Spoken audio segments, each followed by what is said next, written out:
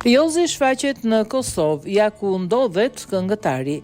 Ish-banori Big Brother VIP Albania 4, Josefin Marku, pas disa ditësh mungesë në rrjetet sociale, ka rikthyer llogarinë e tij në Instagram, e cila ishte bllokuar përkohësisht sipas reagimeve të ashpra të publikut.